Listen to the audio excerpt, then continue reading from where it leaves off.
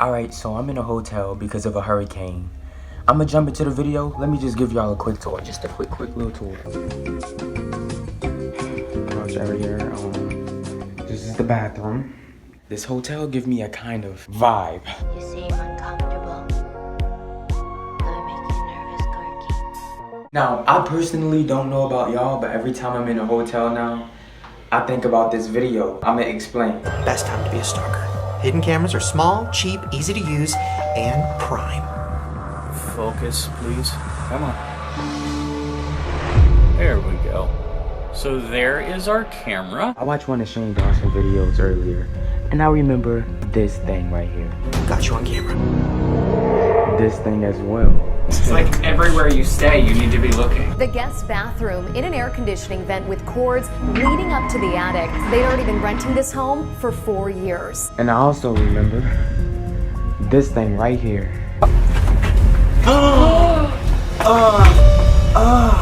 Smoke detector cameras are one of the most popular, and they're everywhere. And this is the one that a lot of people find in hotel rooms. Okay, so apparently there's the creepy girl in the neighborhood that none of us knew about. So a couple months back, there was another storm. So we decided to have a party before this storm. Not too much of us though, it's probably like 8 of us at this party. You know, we just chilling, we having a great time, and then we get a knock on the door. A girl.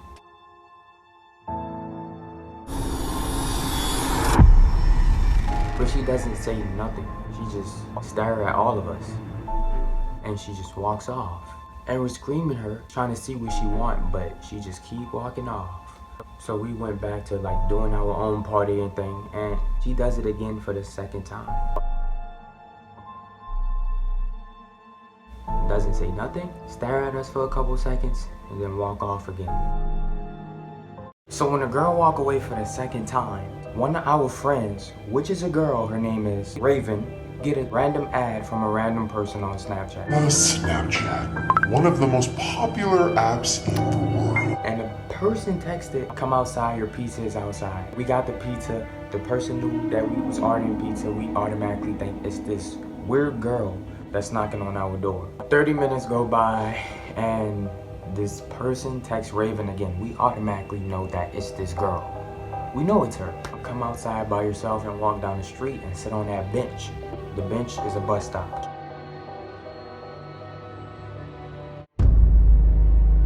Make sure you're alone. We told her you should do it.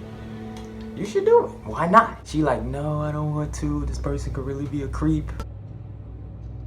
I'm like, let's just do it. FaceTime us, put your phone in your pocket. So she go out, she walk down the street. Mind you, it's late at night. All the way down the street. She sit on the bench and she see a girl in a dress staring at her across the street.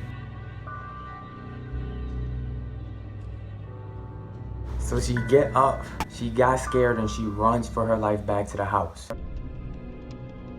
The girl started chasing her back. Now she's screaming on FaceTime. So we all look back, see the girl, turn around, go towards the house, look back again. The girl not in the street no more, she's gone. Raven immediately blocked her on Snapchat. How did she get our Snap, by the way? That's actually one thing we didn't think about. How did she get our Snap? So the next day, we don't see this girl again. We don't know this girl. We never seen her face. We don't know nothing about her.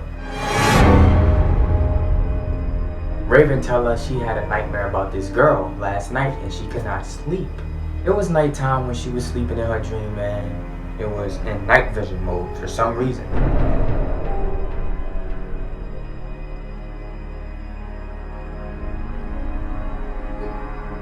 She was walking in her house, all of a sudden she sees this girl in the hallway, which is the girl from yesterday. And this happens. And ever since then, we've never seen that girl again. Mind you, this is not my story. I don't own none of these stories. None of these stories are mine. I just say them in first person.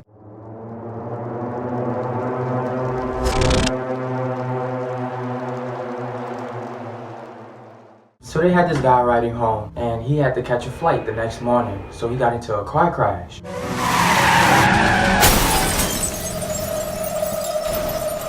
When he woke up, he was in a hospital, and he didn't see no one in the hospital when he woke up, so he thought it was a little bit odd. He went to go check every room, the hallways. He didn't see nobody. Hospital empty. So he went out in the city. He didn't see anybody in the city. He was alone by himself. And when he telling this to everybody think he's delusional, he's tripping. Maybe he just hit his head a little bit too hard in a car crash. So he continues and he says, I don't see nobody in the hospital. It's looking kind of crazy. I don't see nobody in the city. What is going on? I don't see no birds. I don't see nothing. I pass up the zoo. I go to the zoo. I check the zoo. I don't see no animals.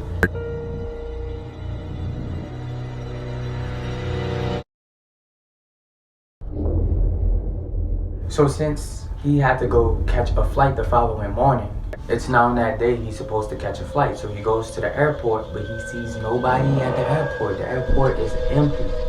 Now he's freaking out because he don't know what the hell is going on. Check it out. This is the only time I've been to an airport. Absolutely no one in it.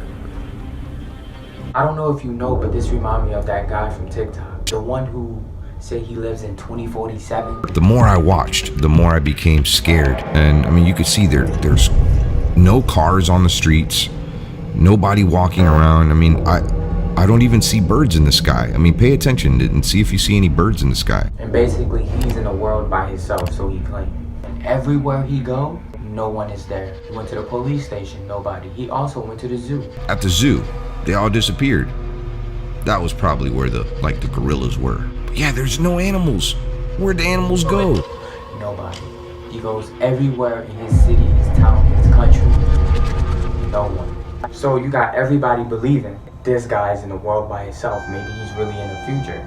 I know, some dumb stuff. But then the guy who got into this car crash tells people this. And so basically I'm stuck in this world that I can't get out of, that I'm all alone by myself. And I'm sure that everybody that's staring at him explaining his story, it's like, bro, all of this happened in your head. It's not real. He was walking down the street and he sees a man in the street. The first ever human he sees. So he screams out to the guy, but the guy doesn't say nothing. And the guy disappears and walks away in the fog. So he runs and chases after this guy, but he don't find him. Then he sees him again. But this time he's standing next to some woods.